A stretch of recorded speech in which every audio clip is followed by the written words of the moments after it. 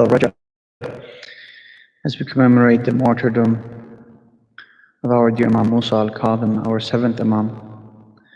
Inshallah, we all have the opportunity and the blessing to be in Kadhim this time next year, inshallah, and mourn our Imam together in his sahn, inshallah. Tonight we will start with Dua Tawassul. Sallallahu ala Muhammad wa ali Muhammad. Allahumma salli ala Muhammad wa ali Muhammad. اللهم صل على محمد وآل محمد وعجل فرجهم. بسم الله الرحمن الرحيم.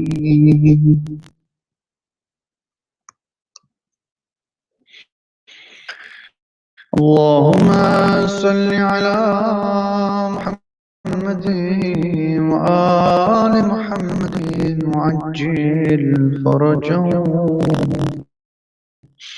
اللهم إني أسألك وأتوجه إليك بنبيك نبي الرحمة محمد صلى الله عليه وآله. يا أبا القاسم يا رسول الله، يا إمام الرحمن، يا سيدنا ومولانا، إنا توجهنا واستشفعنا وتوسلنا بك إلى الله، وقدمناك بين يدي حاجاتنا يا وجيها عند الله، اشفع لنا عند الله يا وجيها عند الله، اشفع لنا عند الله يا أبا الحسن، يا أمير المؤمنين، يا علي بن أبي طالب، يا حجة الله على خلقه، يا سيدنا مولانا، إنا توجهنا واستشفعنا وتوسلنا بك إلى الله، وقدمناك بين يدي حاجاتنا يا وجيها عند الله، اشفع لنا عند الله يا وجيها عند الله، اشفع لنا عند الله يا فاطمة الزهراء، يا بنت محمد، يا قرة عين الرسول، يا سيدتنا مولاتنا، إنا توجهنا واستشفعنا وتوسلنا بك إلى الله، وقدمناك بين يدي حاجاتنا يا وجيها عند الله، يا وجيهة عند الله، اشفعي لنا عند الله يا وجيهة عند الله، اشفعي لنا عند الله.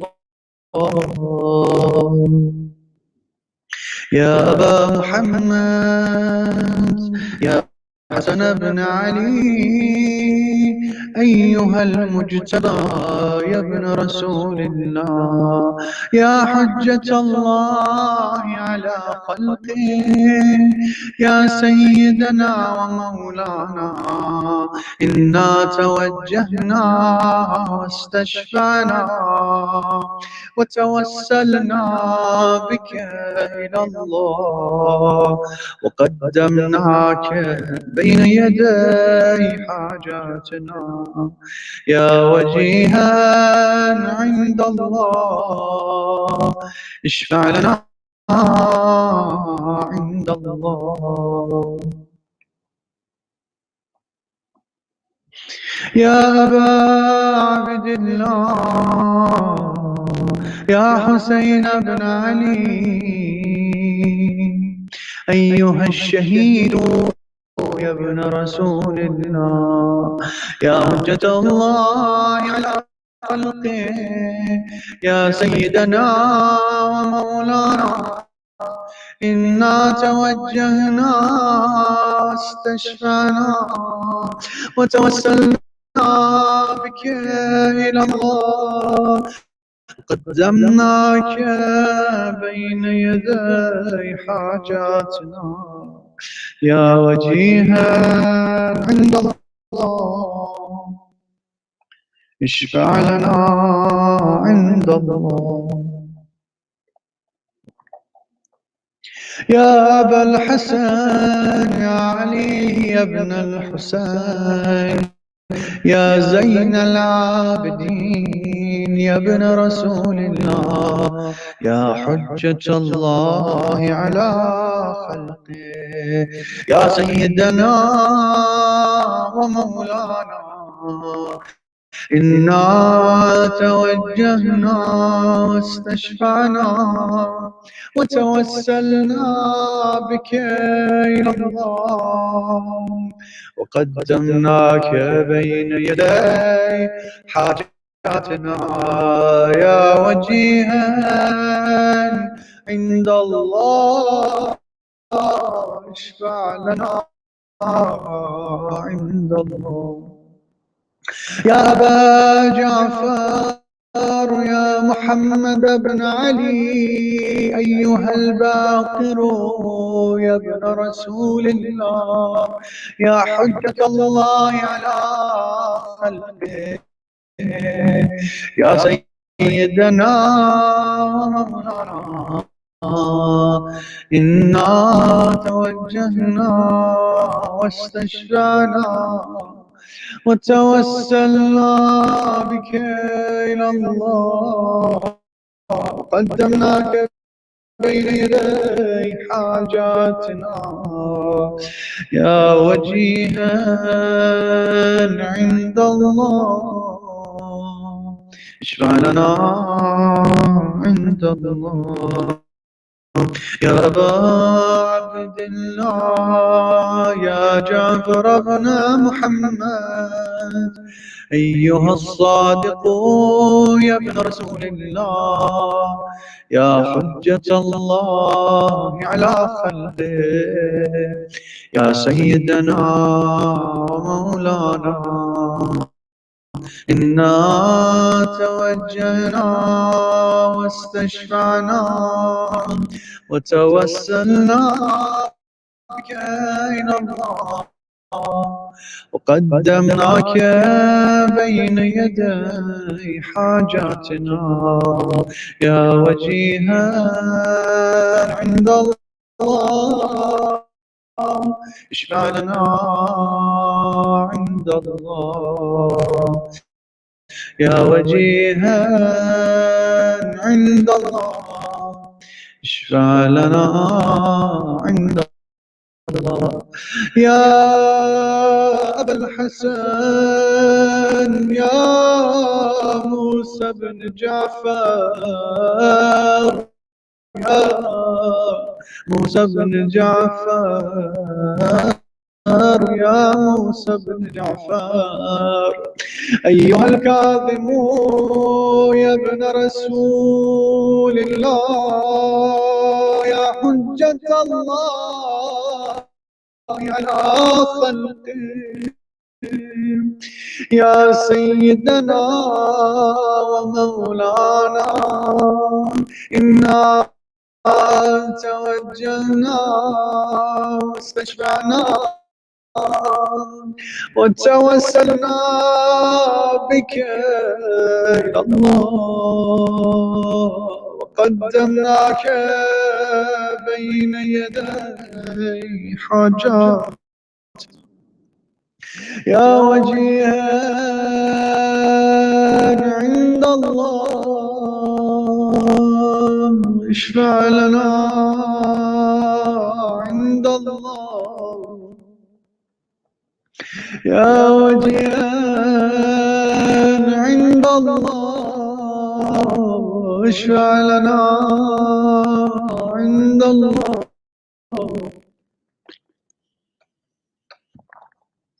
يا أبا الحسن يا علي يا ابن موسى أيها الرضا يا ابن رسول الله يا حجة الله على خلقه يا سيدنا ومولانا إنا توجهنا واستشفعنا وتوسلنا بك إلى الله وقدمناك بين يدي حاجاتنا يا وجيها عند الله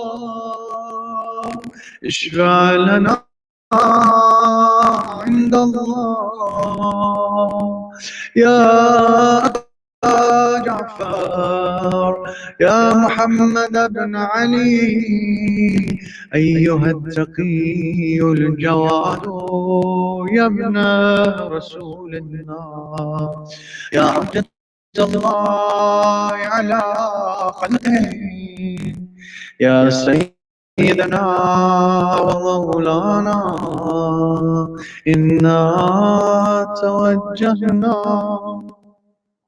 واستشفعنا وتوسلنا بك إلى الله وقدمناك بين يدي حاجاتنا يا وجيها عند الله اشفع لنا عند الله يا أبا الحسن يا علي يا ابن محمد أيها الهادي النقي يا ابن رسول الله يا حجة الله على خلقه يا سيدنا ومولانا إنا توجهنا واستشفعنا وتوسلنا بك إلى الله قدمناك بين يدي حاجاتنا يا وجيها عند الله اشفع لنا عند الله يا أبا محمد يا أيها الزكي العسكري يا ابن رسول الله يا حجة الله على خلقه يا سيدنا مولانا إنا توجهنا واستشفعنا وتوسلنا بك إلى الله وقدمناك بين يدي حاجاتنا يا وجيها عند الله اشفع لنا عند الله يا وجيها عند الله اشفع لنا عند الله يا وسيع الحسن والخلفاء الحجاج، أيها القائم المنتظر المهدي،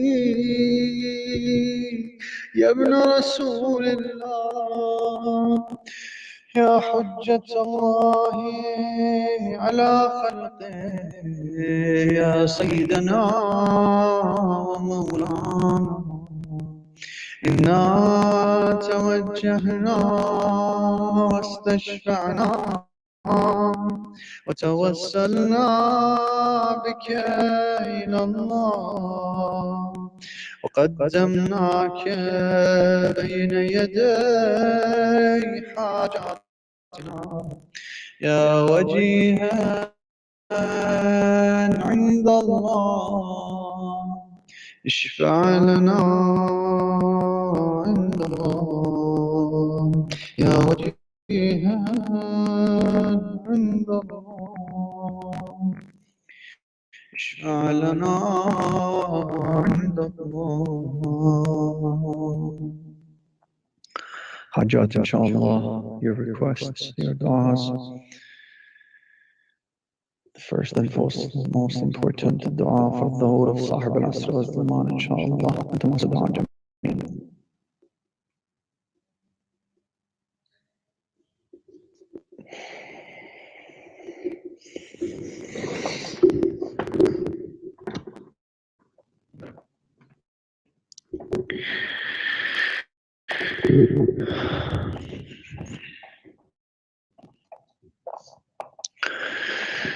يا سادتي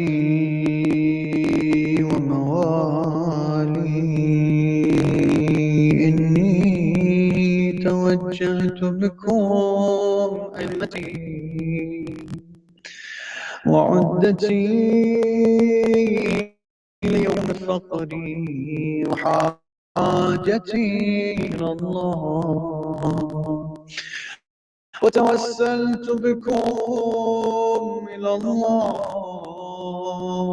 واستشفعت بكم إلى الله،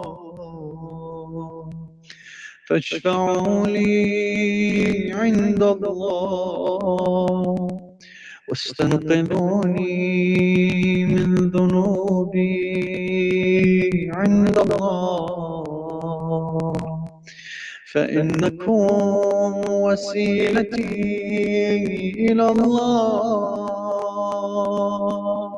وبحبكم وبقربكم أرجو نجاة من الله، فكونوا عند الله رجائي. يا سادتي يا أولياء الله، صلى الله عليهم أجمعين، ولعن الله أعداء الله ظالميهم من الأولين والآخرين، آمين يا رب العالمين. اللهم صل على محمد وآل محمد وعجل فرجهم.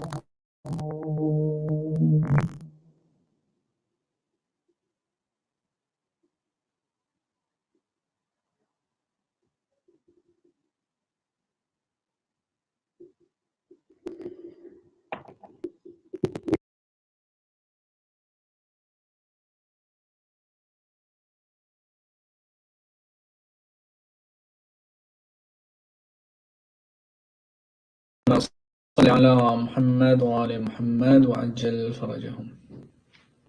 अभियती है सकीना की सदाएं लोगों, है जिंदानों से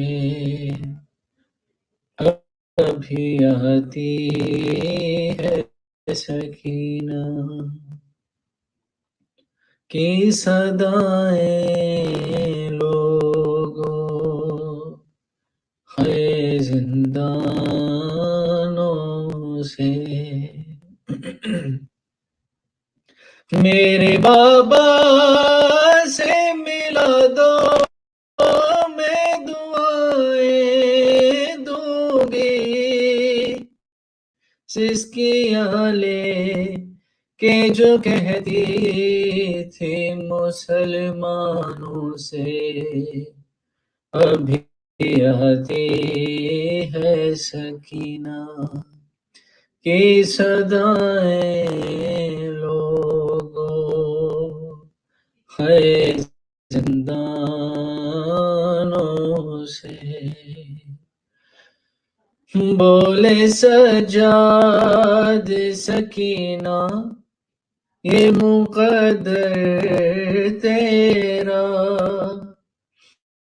بولے سجاد سکینہ یہ مقدر تیرا بے کفن تجھ کو لیے پھرتا ہوں بازاروں میں اور لہو آج بھی جاری ہے تیرے کانوں سے ابھی آتی ہے سکینہ کی صدائیں لوگوں ہے زندانوں سے جا کے مقتل میں پکاری یہ سکینہ رو کر جا کے مقتل میں پکاری یہ سکینہ رو کر حیا قاسم میرے اکبر تم کہاں ہو سارے میرے بابا کو بچا لو کہ شیطانوں سے ابھی آتی ہے سکینہ کی صدائیں لوگوں ہے زندانوں سے لب دریا سے علمدار کی آئی یہ صدا لب دریا سے علمدار کی آئی یہ صدا اے سکینہ تجھ سے شرمندہ ہے چاچا تیرا پانی پہنچا نہ سکا ہے کٹے شانوں سے ابھی آتی ہے سکینہ کی صدائیں لوگوں ہے زندانوں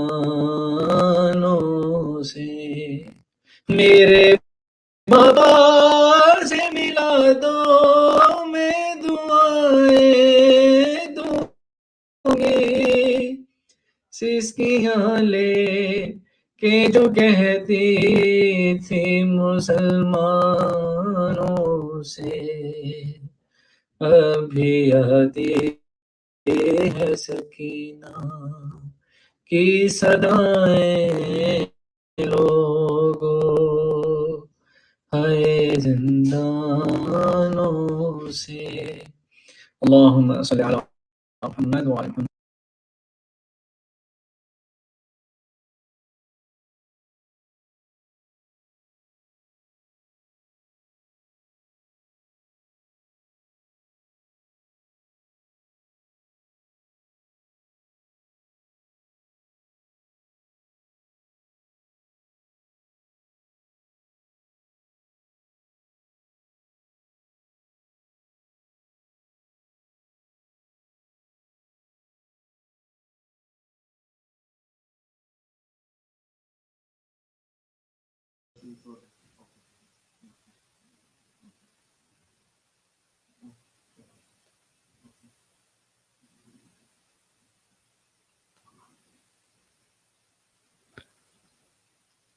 أعوذ بالله من الشيطان الرجيم بسم الله الرحمن الرحيم الحمد لله رب العالمين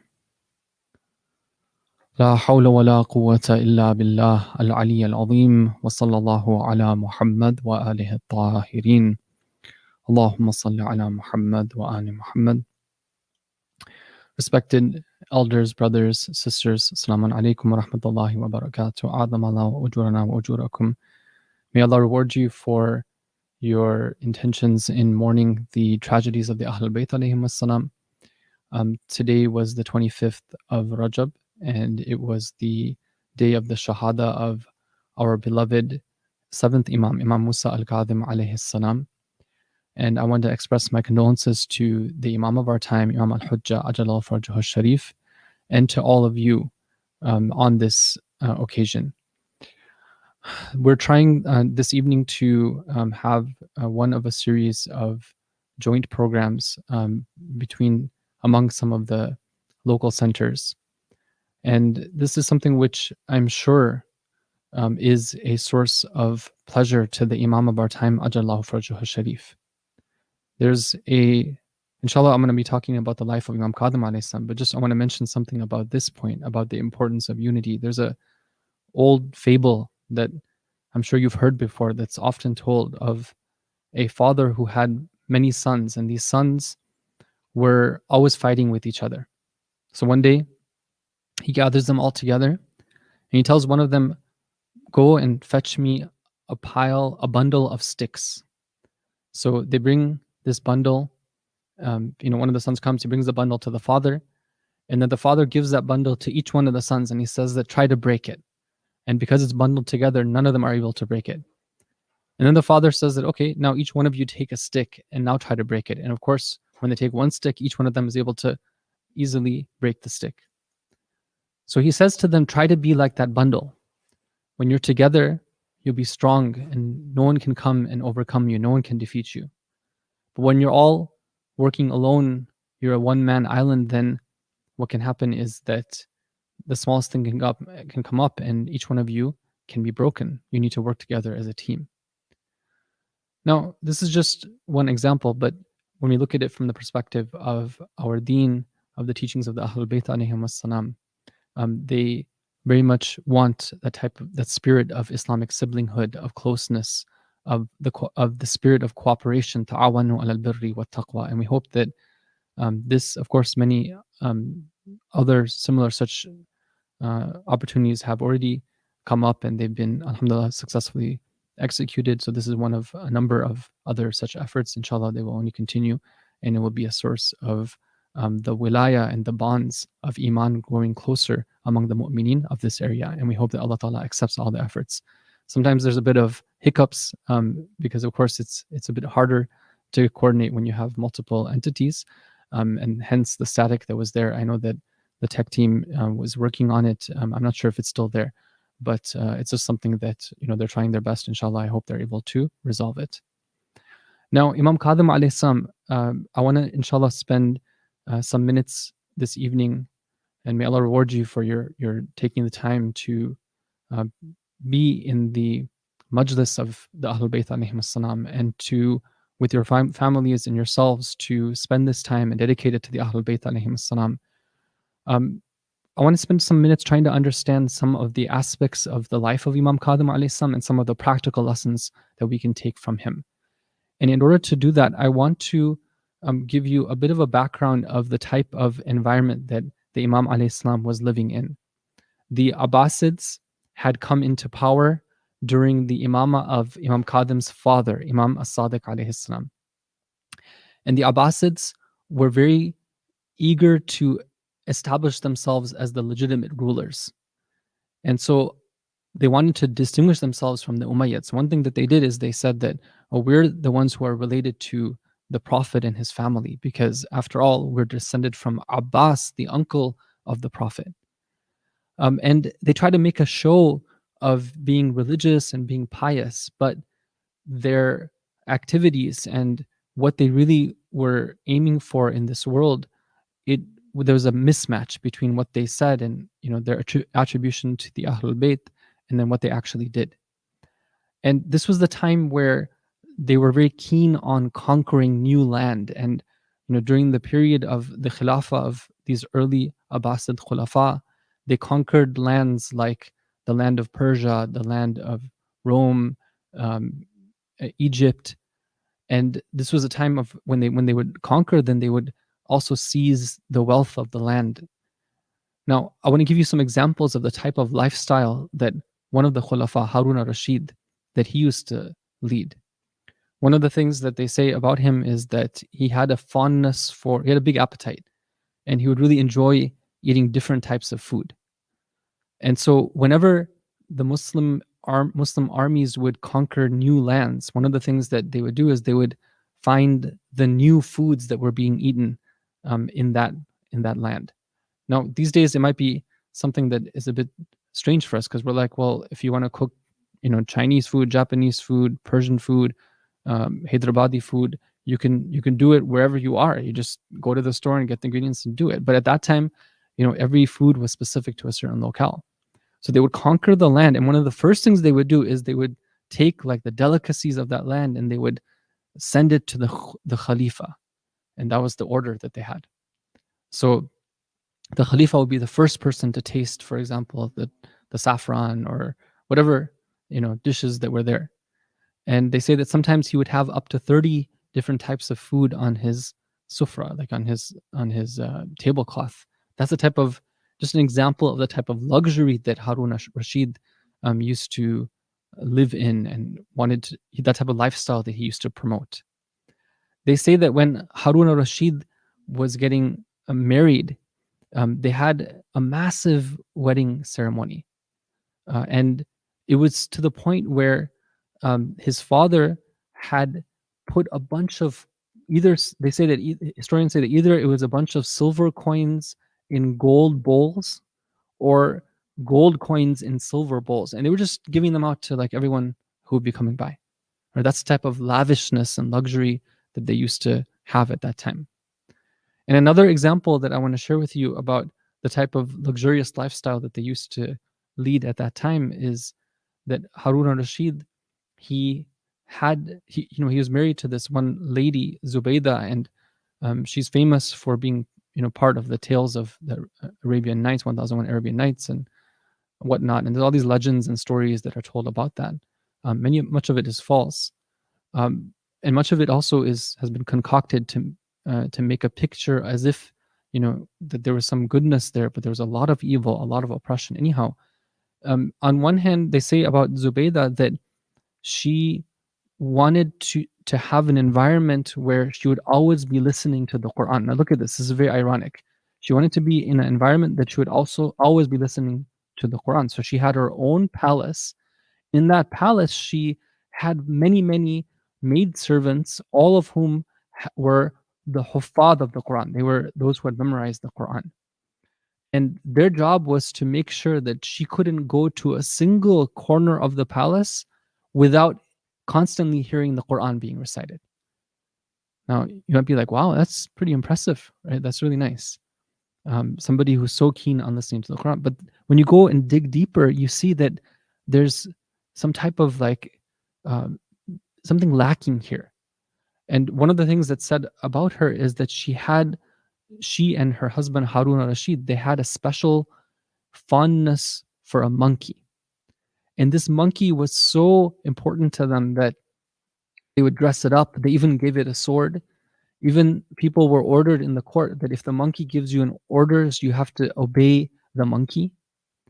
And anybody who came to visit her, they had to first go and they had to kiss the monkey's hand before they could go and see her.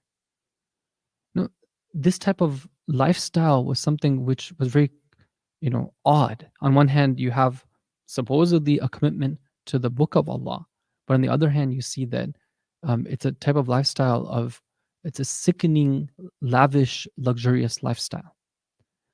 And this type of life was the life of the court, and it was something. It was like the glitz and the glamour of the dunya for the people at that time. Baghdad was a city that was very like happening city where people from different cultures and different religions and different ethnic backgrounds had gathered there, and it was very much like a type of facade that was spreading and corruption that was spreading in the society. So Imam al-Kadhim alayhi salam, his job as the Imam of the time is to guide people to the truth. And one of the aspects of his life is that he would combat the false type of lifestyles and the false way of living that was being promoted by the Abbasids. He had to do so in a very careful way because it was a time where if he were to openly declare that he is the Imam, if he were to openly call people against the Abbasids, then his life would have been ended. And he was constantly under supervision. And we know that Imam Kadhim alayhi salam was repeatedly put into jail. 3-4 times in his life, he was put into prison. He wasn't in prison the whole time, but he would be put into prison and then he would be let go. The last time he was in prison was 3 to 4 years. So the Imam was constantly being watched. Now, how is the Imam alayhi salam going to combat these false teachings? How is he going to spread the truth? How is he going to call people to the true message of Islam, which is a message of leading a pure lifestyle, which allows one to take from this dunya what will benefit them in the akhirah? I want to give a few examples which show us how the Imam alayhi salam was trying to educate people as to the right way of thinking and the right way of living. Inshallah, you can help me by reciting a salawat. Allahumma salli ala Muhammad wa ala Muhammad. One of the things that the Imam alayhi salam, Imam Musa al-Kazim alayhi salam, used to do is he would combat racism, and he would get people to realize that the way that this regime and this the people who are in charge, the way that they would be promoting racial discrimination was something that was not in line with the teachings of Islam. One day, we're told that Imam Kadhim alayhi salam was riding along, and he came across a man who seemed stranded, in need. He happened to be dark-skinned as well. Imam alayhi salam gets down from his horse. He greets him very nicely. He asks him, in a very loving and respectful way, what is it that I can do to help you? And he strikes up a conversation. Basically, he says, I'm here for you. I'm here for you. There was somebody else who was watching this, and after some time, he feels the need to interrupt, and he goes to the Imam and he says that, what are you doing?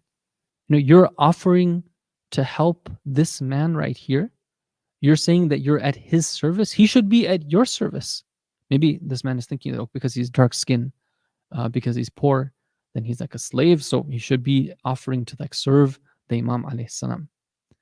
Look at the response of the Imam. He says that he is a servant from among the servants of God. By the ruling of the Quran, he is our brother. The Quran says, "Innamal mu'minuna ikhwa." All believers are brothers. He is a brother, a sibling in faith, and he is moving in the earth and the land which belongs to God. And we are from one father, who is Adam alayhi salam, and we have one religion, which is Islam. And perhaps there will come a day when times will change and I will become needy of him. So it's better that right now I should be humble to him and I should serve him the best that I can. This type of attitude is an attitude of equality and equity, which is based on faith. It's something which is very beautiful. It's not there's no privilege here. There's no sense of there's no sense of even that I'm doing a charity to somebody else because maybe I'm doing a favor to them. No, this is a sense of responsibility, a sense of looking at everyone in a certain way. We're all children of the same Father. We have duties to Allah. This is one example of a number where the Imam alayhi salam, through his akhlaq and through his principles and his morals, he's able to combat the trends and the type of false values that were being promoted at that time. I'll give you another example of how the Imam alayhi salam was able to get people to think in a different way about things. One time, Imam Musa al-Kazim alayhi salam was performing Hajj, and he was doing the tawaf. And while he's doing the tawaf, somebody came to him and he asks him, he says that, please explain to me the meaning of al-Jawad. What does it mean to be somebody who's generous? Now, the response that the Imam alayhi salam gives, brothers and sisters, it's really worth pondering. It's very special. It's very deep. What is the Imam doing? He's doing tawaf. And this is a special action which is associated with Tawheed. When somebody is moving in that circle, they're declaring that the center of my existence, the center of my life, everything I revolve around is Allah. He is the one who is the source. He is the one to whom I turn. He is my Samad. He is my Khaliq. He is my Rabb. Right? He is my Ilah. So when this man asks him, who is Al-Jawad?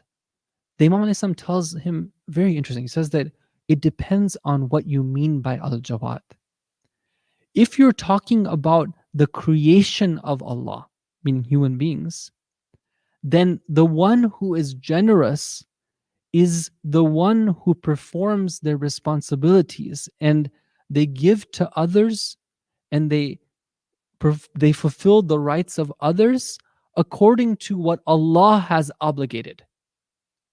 But if your question is about Allah, then you should know that Allah is Al-Jawad in A'ata, and Allah is Jawad in Mana'a. Meaning what? Meaning that if Allah grants and He gives somebody, He's Al-Jawad.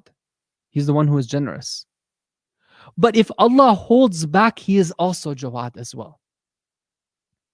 Now, why? It's a very beautiful, a very powerful hadith here.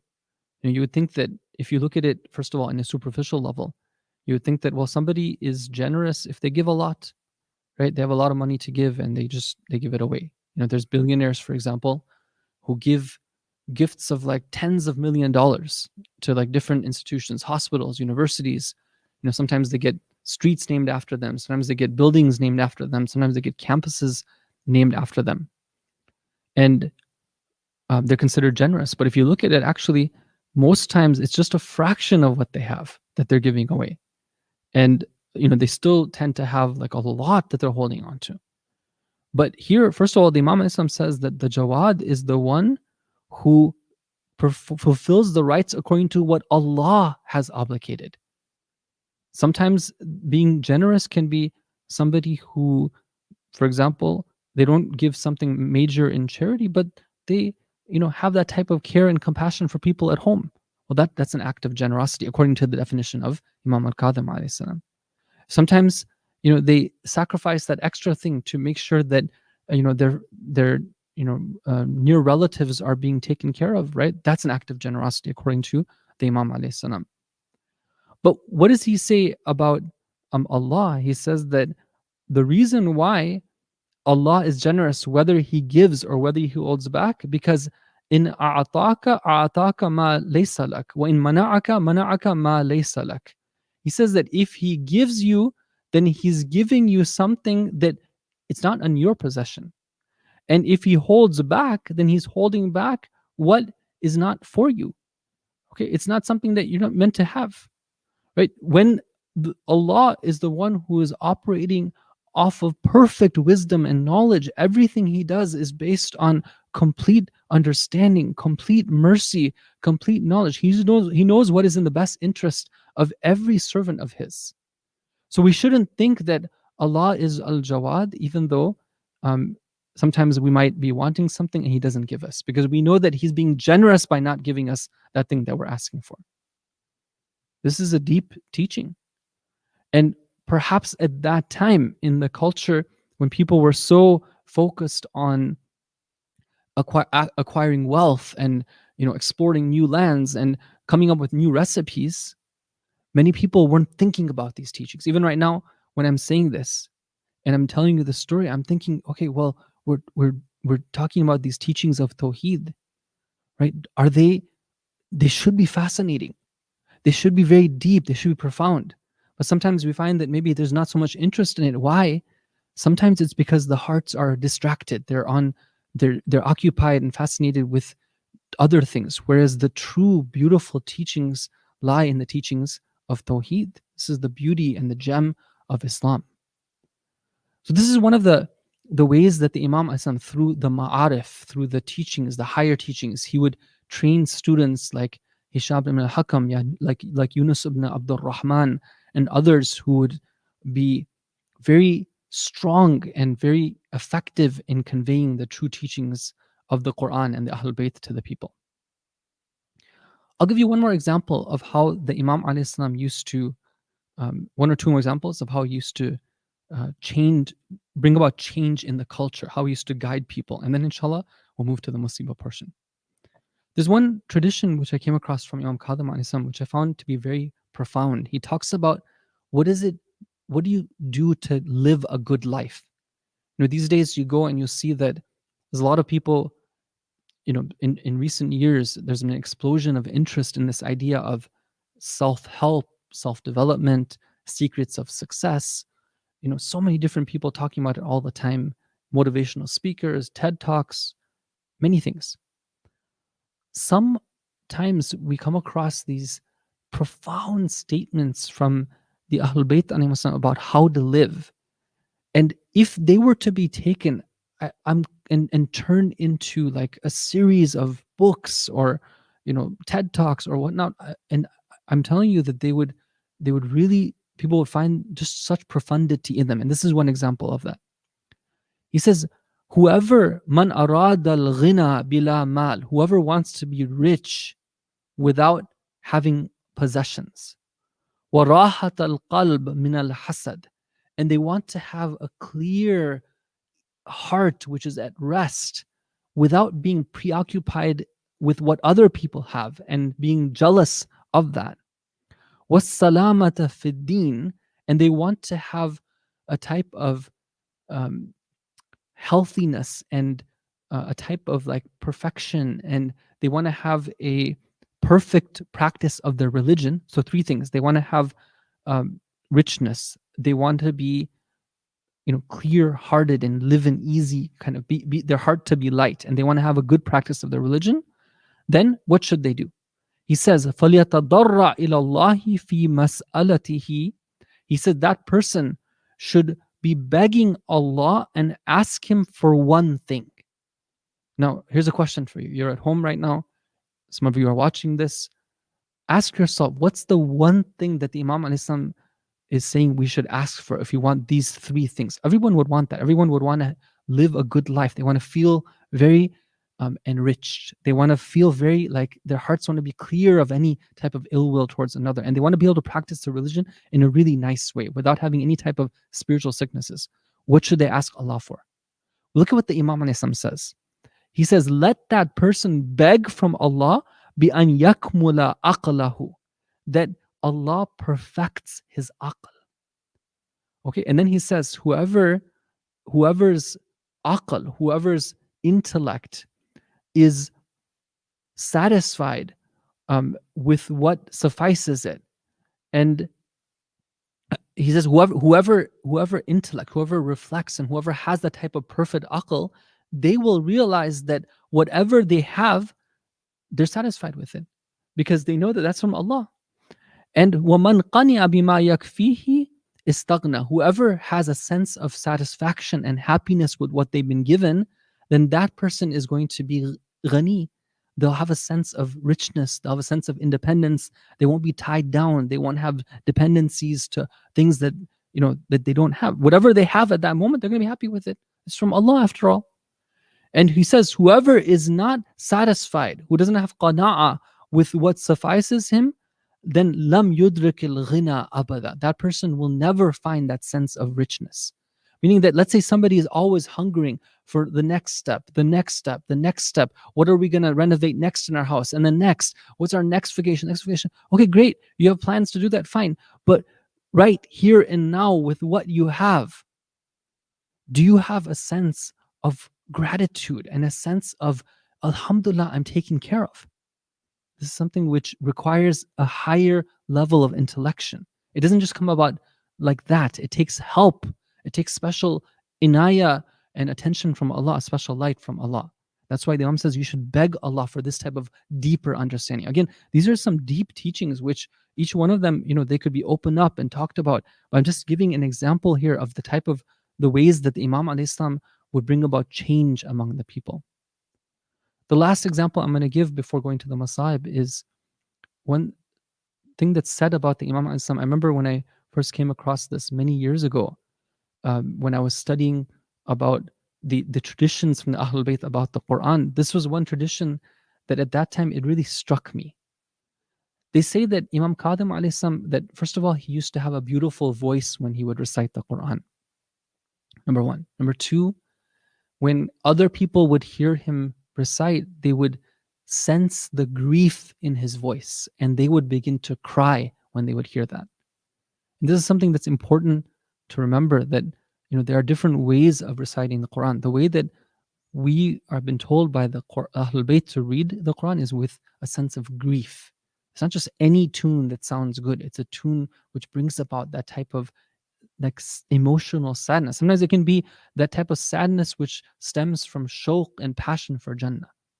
Now, number three, the Imam ﷺ, when he would read the Quran, it would be as if he was talking to somebody. This is the point I wanted to just highlight. When you read Quran, it's as if he's talking to somebody. Who do we talk to when we read the Quran? Sometimes when we read the Quran, it calls us to talk to ourselves, to tell ourselves something, to remind ourselves, to tell off ourselves. Sometimes we need to scold ourselves and say, hey, what are you doing? Why aren't you preparing for your ultimate destination? Why are you so stuck in this rut and you're living in this imaginary type of world and you're so occupied with these things, which one day you'll look at them and it'll be like, why was I so focused on this when I was supposed to be preparing for that? Right? Sometimes we need to talk to ourselves. Sometimes when we're reading Quran, we need to talk to the Ahlul Bayt alayhim salam. For example, we're told in a hadith that every time Allah Ta'ala in the Quran says, Ya ayyuhal ladina amanu, O you who believe, the one who is the foremost and the one who is the most excellent of alladina amanu is Amirul Mu'mineen alayhi salam. Sometimes when we read the Quran and when Allah gives us the examples of the true pious ones, the muhsineen, the virtuous ones, the muttaqeen, we need to remind ourselves of the Ahlul Bayt and their status. But it seems that in this hadith, we're being told that the Imam alayhi salam, when he would read the Quran, it would be as if he was talking to Allah. And that's something which is very important, that when we perform our ibadah, it's one of those keys to elevating our ibadah, is that whether we pray or whether we read Quran or whether we do tasbih, whether we do wudu, right? These are things which we can just do like that. But we're told that if you want to get something out of it, you want to actually let it be a source of elevation, then don't just do it with presence. Do it knowing that you're in the presence of Allah. And then you'll see that there's something else, an added effect to what you're doing. And through his demonstration of the way he would pray, the way he would do these acts of worship, he would teach people that look at that type of Islam where that lady is hearing Quran in her palace, the one I talked about at the beginning of the speech, she's hearing Quran in the palace, but the love of her heart is a monkey. What is that? That's not the type of ibadah that Islam calls us towards. It's an ibadah which brings about lifestyle changes, which brings about tawheed and makes Allah be the center of our lives. So these are some of the aspects and dimensions of the life of Imam Kadhim alayhi salam I wanted to share with you on this evening. I want to now move towards the Masayib portion of the Imam alayhi salam and what took place. Brothers and sisters, it's a very sad story of the Imam alayhi salam. In the last 3-4 years, he was summoned to Baghdad. And there he was imprisoned for a good portion of that time. He was imprisoned in the house of a very cruel person on the order of Harun al-Rashid. His name was As-Sindi ibn Shahik. As-Sindi was somebody who, Shaykh Mutahari says that, according to my research, he wasn't even a Muslim. And he really had a lot of enmity towards the Imam alayhi salam. He was ordered to make his life difficult. He was chained up. He wasn't allowed out of this dungeon-like setting except for in rare circumstances. One time, Harun al-Rashid, he comes and he wants to see what's happening with the Imam alayhi salam. And a Sindhi takes him to the prison area, and Harun looks around and he says that, he's talking to him from some time, and he says that, what is this shirt that I see lying on the ground? And a Sindhi tells him, oh, that's not a shirt. That's Musa ibn Ja'far. That's Imam Musa al-Kazim alayhi salam. Yes, subhanAllah, he's just there for such a long time performing sujood. The Imam alayhi salam, in those days, he dedicated himself exclusively towards ibadah. And in one of the hadith, we're told that the Imam alayhi salam, one of the qualities that he have is that he was halifus sujud. He was somebody who would always halifus sujud, halifus sajdat at-tawila. He was a companion of the long sujud. This was something that the Imam would love to do, and he would encourage other people to do. Lengthen your sujud. Don't be such in a hurry to raise your head. Talk to Allah. And this is the way the Imam alayhi salam was in these days. They say there was a group of Zuwar who had come from a different land, and they had come to see the Imam alayhi salam in Baghdad. And after a lot of trying to find connections and trying to find this person, that person, finally they were able to get a promise that they would be able to see the Imam, just say salam to him, and then they could convey that back to the people back home. And so they were waiting, and it was the same time, it was the 25th of Rajab. And it was on this day where, while they're waiting, and finally the promise that the Imam is going to come out, the doors of the home open up, and they see the janazah of our Imam alayhi salam being carried out. What is it that happened to him? They say that despite all the restrictions, and despite all the money and whatever propaganda was being pushed forward, the Imam alayhi salam's love in the hearts of the people was only growing. They knew that the truth doesn't lie with these false rulers and their regimes. They knew that the truth lies with the Ahlul Bayt alayhim salam. One time, Imam Kadhim alayhi salam met Harun al-Rashid, and he says that, why is it that I find that the people are always attracted to you? And he tells him, Imam alayhi salam tells him very clearly, he says that you might be the Imam of the people, meaning that you might be the ruler of the people in terms of their bodies. You're the ruler of the people. But I am the Imam of the hearts. I'm the one that the hearts gravitate towards. And this is something that even right now, we know in our hearts that the purity of the Ahlul Bayt alayhim salam is something that shines so bright that that's where our hearts are. Those are the ones, and that's the home that we want to always, have our hearts attached to. Sallallahu alayka ya Musa ibn Ja'far ayyuhal kadhimu ya ibn Rasulillah. They say that a Sindhi wanted to kill the Imam in a way that no one would understand that it was under the order of Harun al-Rashid, la'anatullahi alayhi. Imam Kadhim alayhi salam, in those days in prison, he's fasting. He brings him iftar one day. It's 10 dates. Each date has a certain amount of poison in it. He gives the Imam the dates. The Imam alayhi salam eats those poison dates. A Sindhi wants to show that he's innocent. He calls people to see the Imam, people associated with the government. He says, don't you see that the Imam is here? He's standing, he's healthy, there's nothing wrong with him. But the Imam tells them that I am alive right now, but you should know that I'm departing shortly. The Imam alayhi salam is going to live just a couple of more days in this world. He's prepared for leaving. He has his coffin ready. When he breathes this last, Bani Abbas, they want to show the people that the Imam has died. They want to make it seem like they're innocent. Harun al-Rashid orders that the body of the Imam be placed on the public bridge so everyone can come and see the body. For 3 days, the body of our Imam is displayed publicly. What kind of dishonor is this to the Imam of the Ahlul Bayt? What kind of disrespect is this? Only after 3 days is the Imam's body allowed to be buried. But we have to take a moment to remember the body of the great grandfather of Imam Musa al-Kazim. Sallallahu alayka ya Aba Abdullah.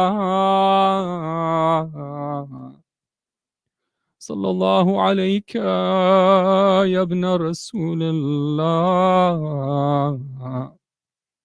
They say that Imam Kadhim alayhi salam, every Muharram, he would be seen saddened, grieving. And on the day of Ashura, Imam Kadhim alayhi salam would be crying the whole day. He would say, this is the day in which Hussein ibn Ali was killed.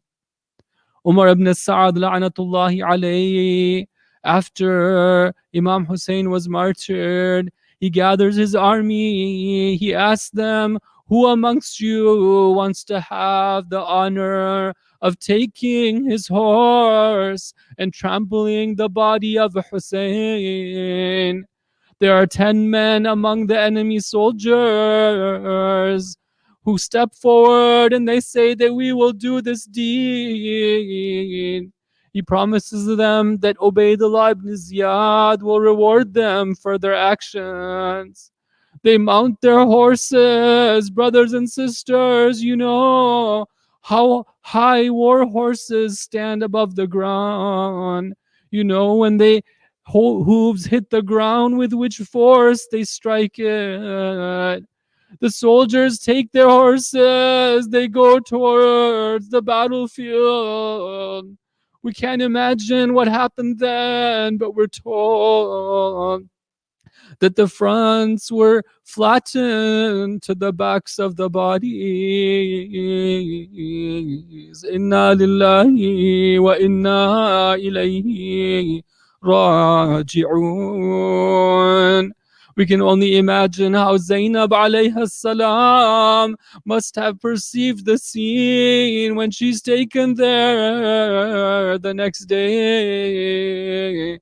And she finds the body of her brother, Imam Hussein.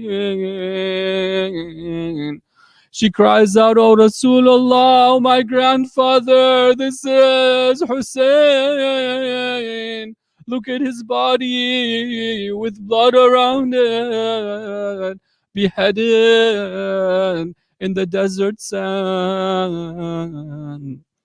ألا لعنة الله على القوم الظالمين وسيعلم الذين ظلموا أي منقلب ينقلبون."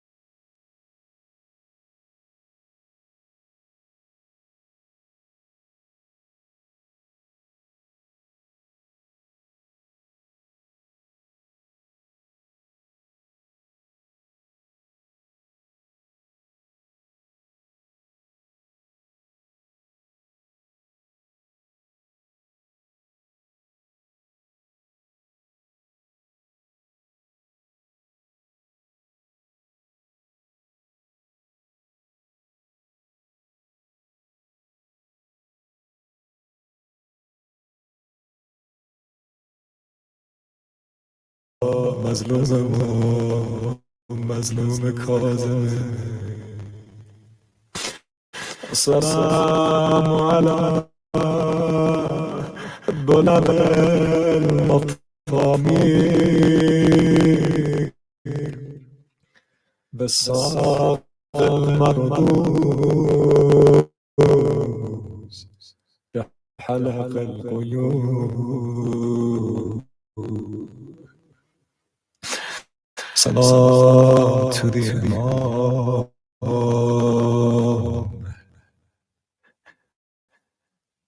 that the bones of his feet became Mardus. Mardus has a special meaning in Arabic. If the bones are broken into little pieces, till the bone and the flesh are mixed, that is called the state of Mardu. The legs and feet of our Imam became Mardu from 14 years of being in chains and torture. I know of another Imam that in his Yaratnama we read the word Mardu. When they went to the palace of Ubaydullah ibn Ziyad, La'natullah alayh, they said, نحن رغبنا الساج. We are the people that ran horses over the body of Abi Abdullah al-Hassan till the bones of his body became marzoor.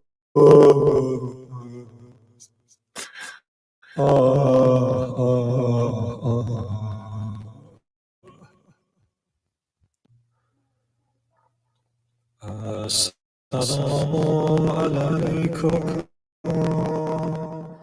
يا أهل بيت النبوة يا أهل بيت النبوة يا أهل بيت النبوة السلام عليكم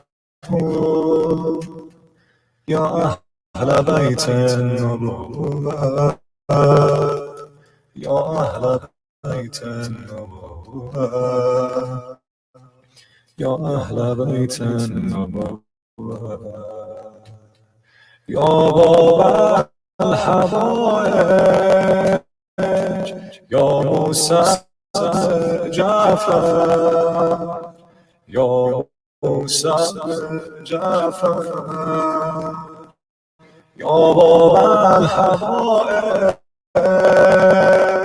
يا موسى جعفر يا موسى